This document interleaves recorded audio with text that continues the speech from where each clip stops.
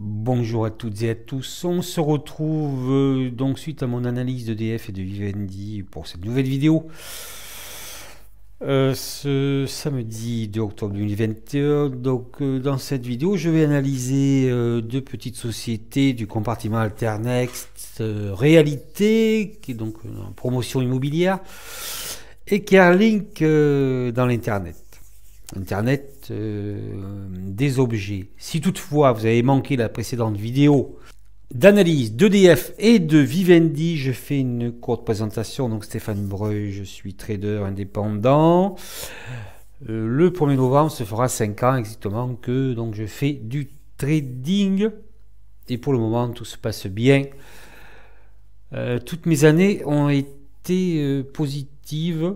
Voilà, vous pouvez vous abonner à cette chaîne, il y a des analyses techniques, des vidéos d'information tous les mois, des vidéos sur la bourse. Je suis également présent sur LinkedIn. Vous avez sur mon profil mes performances, année après année. Également, j'ai un groupe Facebook et je vous recommande, messieurs, d'y adhérer puisque les marchés sont dans une période assez difficile. Et je donne pas mal d'informations, voilà, que je ne donne pas ailleurs, parce que bon, après, même si je publie mes vidéos sur Twitter, voilà, je passe très peu de temps sur Twitter. Très bien. Alors, juste pour signaler qu'Alternext, c'est un comportement non réglementé. Vous avez normalement l'avertissement lorsque vous achetez sur ce compartiment, voilà, donc c'est un compartiment risqué, c'est une chose qu'il faut prendre en compte. Voilà. Les réglementations ne sont pas les mêmes que sur les compartiments A, B et C, donc Alternext est très risqué. Donc effectivement, si vous avez un portefeuille composé que de valeurs d'Alternext, voilà, vous vous exposez à un risque très important et ça, il faut en être conscient. Alors, je vais commencer par Réalité qui a clôturé vendredi 1er octobre à 25,60 €. Bon, alors, si l'on regarde le jour, là, nous avons plutôt une phase haussière bien orientée et maintenant Réalité dans un range, d'accord. On le voit, donc elle a fait un sommet là au mois de juin. C'est une valeur qui consolide, fait de larges consolidations. Vous voyez des phases ascendantes et des larges consolidations qui durent un petit peu longtemps. Si l'on regarde l'hebdomadaire, alors là, la hausse parabolique. Vous voyez là, hausse parabolique. En 2018, hausse parabolique, ça se termine en baisse parabolique. Alors, hausse parabolique, c'est quoi? C'est une hausse très puissante et très rapide. Et ça se termine toujours en baisse parabolique. Après, bon, voilà, consolidation. Et là, on repart effectivement, a priori, sur une, je dirais, une phase haussière, une phase de Weinstein, puisque nous sommes au-dessus d'un nuage, d'un kumo, le kumo hein, en japonais, d'un nuage haussier. Mais là, bien sûr, il y a une large consolidation qu'on a vu en jour avec ce range. Voilà. Et là, on pourrait penser que nous sommes sur le bas d'un canal. Alors, c'est très bien. Il y a plutôt de bonnes nouvelles quand on suit un petit peu cette valeur. Mais, voilà. Le problème, c'est qu'en mensuel, vous êtes sur un range énorme.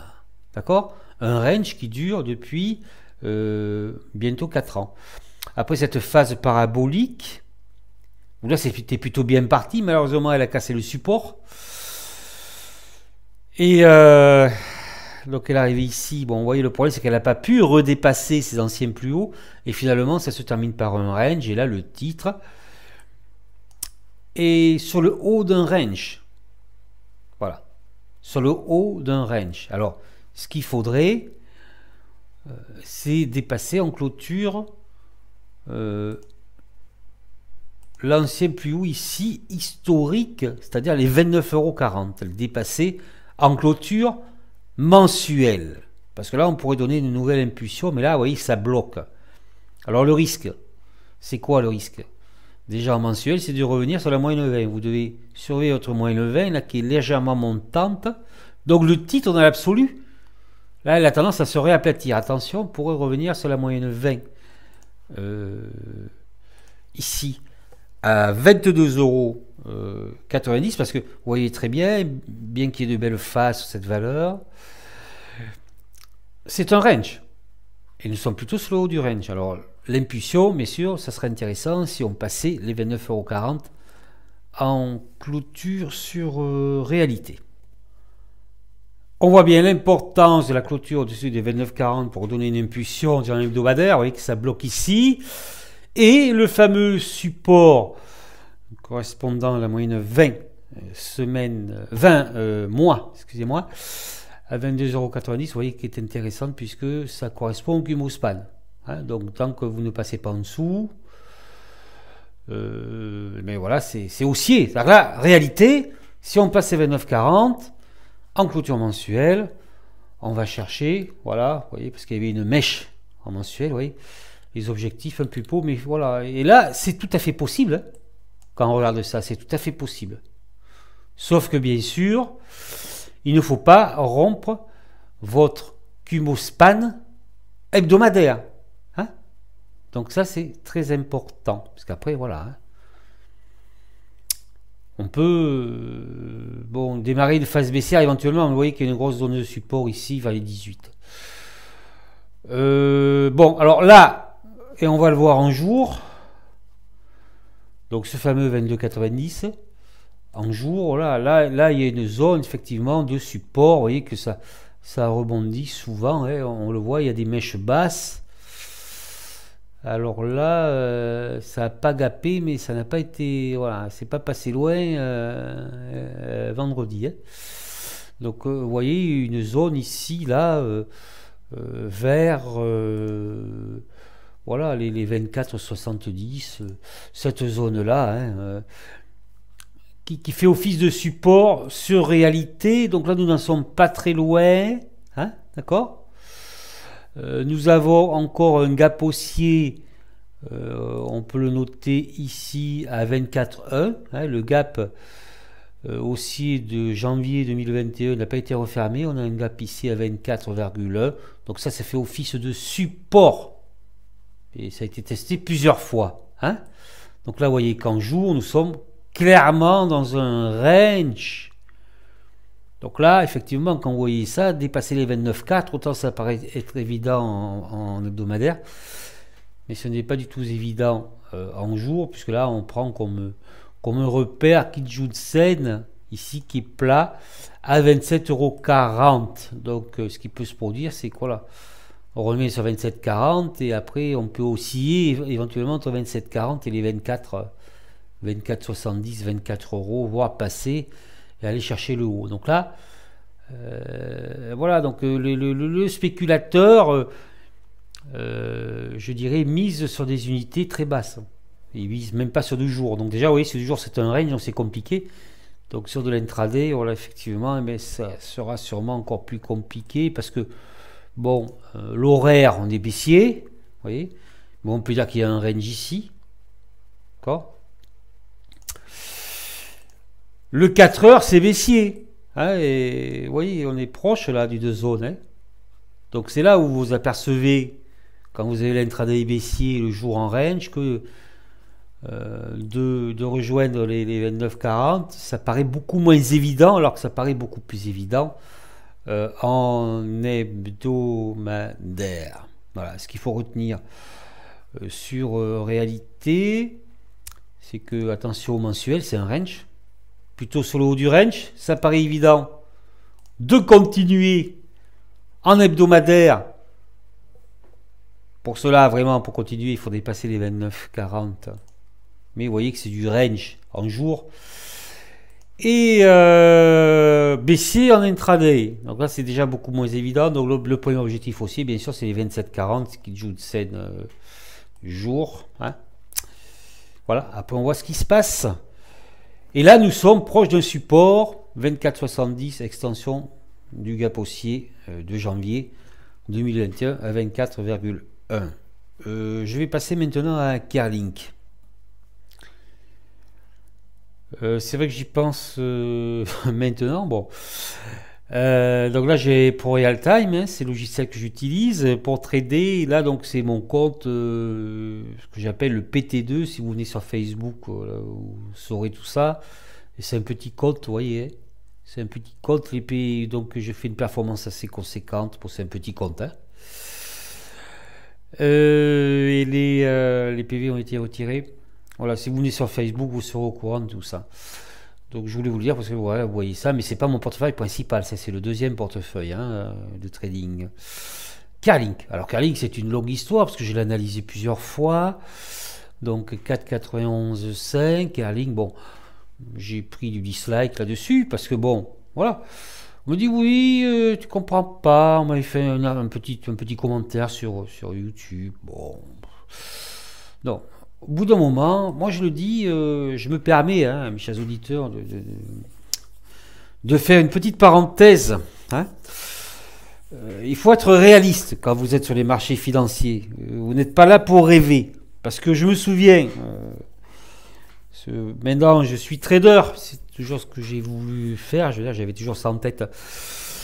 Mais voilà, moi je suis arrivé, j'ai investi en 2000 au plus haut et bon, pour ne pas le nommer, donc j'étais abonné à investir. Et moi, ce que je me souviens parfaitement de cette période-là, parce que là, c'est une bulle, hein, comme en 2000, mais bon, ce n'est pas exactement la même bulle. Ça, j'en ai parlé dans une newsletter, celle de, je crois, de Jouet. Voilà. J'en reparlerai d'ailleurs, très important, sur la prochaine, là, parce qu'on approche de la fin de l'année, et puis il se passe des choses, bon, c'est un peu compliqué. Donc, je reparlerai de tout ça, mais voilà, au bout d'un moment, il faut arrêter de rêver. Et moi, ce que je me souviens d'investir, c'est que quand vous lisiez les articles d'investir, franchement, c'était tellement monté d'une certaine façon que vous disiez, si j'achète ce titre, ça va exploser, quoi. Je vais gagner beaucoup d'argent. Vous voyez ce que je veux dire? C'est quelque chose, ça je m'en souviens. Par contre, la réalité est complètement différente. Et ce qu'il faut regarder, c'est votre graphique. Ce monsieur m'expliquait, oui, il m'en voulait, même il m'en voulait quelque part que l'action soit au fond du fait tout, hein. Il y croyait en cette valeur. Oui, d'accord, mais que vous croyez en LVMH, moi je veux bien que vous croyez en LVMH, hein, mais c'est sûr quand vous voyez le graphique, c'est pas la même chose. Mais croire en Carlink, je suis désolé, quand on voit le graphique, hein, voilà, depuis 2018 notamment, eh ben, les investisseurs n'en veulent pas de Carlink. Alors c'est bien beau les articles et compagnie, mais bon, en bourse il faut être, c'est votre capital, hein, il faut être pragmatique, il faut être réaliste. Et c'est pas parce qu'il y a un bel article que c'est bien monté que voilà, la valeur va progresser, hein. Parce que celui qui a acheté LVMH en 2018, il a gagné, mais celui qui a acheté Carlink n'a pas gagné. Voilà. C'est ça la réalité, hein. C'est très important. Très important. N'écoutez pas les autres, travaillez sur les graphiques, regardez déjà le mensuel, et dites, ah oui, cette action elle est bien. Ben, regardez le mensuel, là non, elle n'est pas bien cette action. Voilà. C'est ça la réalité du marché. Je vous remercie. Donc 4,91,5 donc le 1er octobre 2021 en clôture.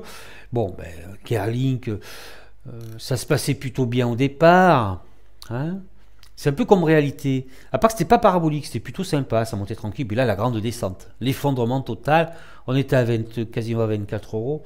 On est tombé à penny stock. Bon, voilà. Donc, vous imaginez le massacre. Vous imaginez le massacre. Gros rebond, classique, hein. Parce que là, on est clairement baissier. Et là, on est dans un range, mais comme vous voyez ça, bon, ça ressemble pas à grand chose. Mais ça montre clairement que vous êtes dans une tendance baissière de fond. Et d'ailleurs, voilà, c'est très important ce que je vous dis là, hein. Moi, je ne suis pas là pour faire plaisir, pour vous dire ce que vous voulez entendre, hein. Je suis là pour vous parler de la réalité des marchés financiers. Et la réalité, c'est déjà le graphique. C'est d'abord le graphique. Je dirais peut-être tout le temps le graphique avec la psychologie. Ben voilà, donc là vous voyez qu'il y a un plus haut ici à 7,22, mais que le dernier il est encore plus bas, hein. Vous êtes dans une tendance baissière, bien que ça ressemble à un range. Alors ça donne quoi? On va aller directement en jour. Voilà. Alors, c'est le problème de ces valeurs, qu'il peut y avoir de belles impulsions, vous voyez, sur la reprise, sur les vaccins, la Covid. Voilà, donc en jour, c'est sympathique, on fait une dernière hausse parabolique, et là, boum! Cela, à ce moment-là, vous dites c'est pas mal, mais bon, si vous regardez les unités supérieures, c'est moins bien, on va dire. Et donc au mois de juin, ça se passe bien, 7,63, et là, vous voyez, ça continue à descendre. Hein. Voilà. À 4,91. Donc le jour déjà, on est baissier, on passe baissier, l'hebdomadaire. Alors l'hebdomadaire, vous voyez, une amorce de, voilà, au départ, on aurait pu penser que là, vous avez aux 26 périodes, ça peut être sympathique, mais là on retombe, donc là c'est un range. Donc là je dirais que la probabilité que Carlink casse, on ne peut pas dire que c'est un Kumo haussier ça, hein, est très forte. Hein, qu'on soit dans un range, parce que là le haut est encore plus bas, hein, d'accord? Mais bon, oui, ok, ça peut le retenir peut-être, mais vous voyez que ça c'est pas grand chose, ça ressemble plus à du range. Disons que même, je dirais même plus, il faut surtout pas le casser ça. Hein. Vous voyez cette petite amorce? Parce que s'il y avait une bonne nouvelle, vers les 4,45 là, hein, s'il y avait une bonne nouvelle, imaginons que là, hop, un super truc là, hop, et que ça peut éventuellement après déclencher quelque chose de bien, mais... Voilà, ce que je veux dire, c'est que ceux qui connaissent le marché, ils voient quoi? Ils voient quoi? Ils voient que vous êtes dans une tendance baissière, ils voient que le haut de 2020 est bien moins haut que voilà, là où c'était bien, et que celui de 2021, il est encore moins haut. C'est ça qu'ils voient. Vous comprenez, eux, ils n'investissent pas quelques milliers d'euros, ils investissent beaucoup plus. Donc il faut un coup spéculatif, comme un coup de bourse, voilà, un coup spéculatif, et puis ils s'en vont. Hein. Voilà, parce qu'ils voient que là, c'est pas super tout ça. Hein. Voilà. D'accord? Donc, plutôt mal engagé parce que le jour est baissier, donc il faut tenir ce petit truc-là, qui ne ressemble même pas à un Kumo haussier, mais au moins, voilà. Tant que c'est au-dessus, ça peut donner quelque chose. Voilà, c'est un peu espoir. Mais bon, voilà, moi, c'est un truc que j'irai jamais là-dessus. Vous comprenez bien. C'est clair. Hein, même si je lis le meilleur article du monde, qu'on me fasse ça, voilà, qu'on me vende, qu'on m'habille la mariée, jamais j'irai là-dessus. C'est évident. Voilà, c'est tout. Bien évidemment, comme d'habitude, ce n'est que mon avis. Hein. C'est une analyse technique. Moi, je ne donne que mon avis, je ne donne pas de conseils. Vous êtes le capitaine de votre capital et c'est vous qui décidez de vos investissements. Voilà, de vos achats et de vos ventes. Ça, je le répète encore une fois et c'est très important. L'intraday. Vous avez un jour baissier, un intraday baissier. Horaire, 4 heures baissier. Alors voilà, hein, je pense que j'ai dû le commentaire. Il m'insulte presque, et puis je prends du dislike, et il me dit, ah oui, Carlink, la révolution. Enfin, il me le dit pas comme ça, mais que c'est une super société. Oui, moi je veux bien te croire, mon cher ami, mais non. Voilà. Non. Non. Carlink, c'est baissier. Après, tout est possible en bourse. Mais c'est ça, j'espère que vous comprenez le message que je veux faire passer. Sur la dernière vidéo, je vous ai montré le graphique d'LVMH. Voilà. C'est pas du rêve, la bourse. Hein, voilà, je vous le redis quand même. Hein. Donc, Carlink qui est en mauvaise position, il faut surtout conserver les 4,45, qui à mon avis, ça passera pas. Ça va ranger, on va revenir par là, hein. Mais sait-on jamais, pour l'instant c'est au-dessus. Hein. Voilà, vous voyez ce que je veux dire. Hein. Donc voilà, tant que ça tient, ben, pourquoi pas. Mais bon, le jour est baissier, c'est pas super. Vous voyez que là on a cassé, on a fait un signal de vente, là, je vous le dis quand même, hein. Vendredi. Hein. D'accord, hein, ici, là. Vous le voyez bien. On s'est racheté un peu, mais bon. Peut-être qu'il y en a qui essaient de sortir. Donc Carlink, vous avez déjà une oblique, donc on conserve, voilà, vous avez déjà une oblique, donc cette oblique elle correspond grosso modo au Kumo baissier, donc un objectif peut-être par là, sauf une news spéculative, tout est possible. Une news spéculative, il va y avoir une gap et ils vont vendre le gap. Hein. Et ils vont se précipiter comme d'habitude et puis on va vendre le gap. Il y aura le top, l'ouverture sera le top. Pourquoi pas, ça peut arriver, tout est possible. Regardez mes vidéos, et puis voilà. Hein, vous en saurez un peu plus, vous comprendrez bien. Mais ce qu'on vise, c'est ça, là. Hein. Tant que ça tient. Mais je vous le dis. Hein. Par contre, là, ça va où? Ben, ça va là. Hein. Parce que là, vous voyez que là, c'est une zone de support très importante sur Kerlink. 4,22, 4,10. 4,22, 4,10. Donc on peut s'attendre à ce que Kerlink aille sur les 4,22, 4,10. Puisque là, ça ressemble plus à un range avec un top ici qui est plus bas que le précédent. D'accord, hein? 80. C'est vrai que vu comme ça paraît plus sympa. Mais c'est tant que ça tient, il n'y a pas de problème. Hein? 4,20, 4,10. Et puis voilà, après, eh ben, pourquoi pas, si on fait le range, revenir vers les 3,50. Hein? Par là, hein, dans le coin. Hein? D'accord? Et là, ça fait un range. Et là, après, ça peut remonter. Et là, vous voyez, on peut casser légèrement ici, le Kumo, et là, ça bataille un peu sur le support des 4,10, 4,20, et que ça reparte, ça réintègre, c'est possible. Mais bon, voilà, bon, ça c'est une valeur, si vous y êtes, c'est de la spéculation. Hein. Ceux qui sont là-dessus, voilà, c'est les professionnels, ils savent ce qu'ils ont à faire, et ils sortent rapidement. Voilà, bon, j'en ai terminé avec ces vidéos. Je vous donne rendez-vous la semaine prochaine pour la newsletter. Pas la semaine prochaine, excusez-moi, courant mois. La prochaine vidéo, ce sera la newsletter.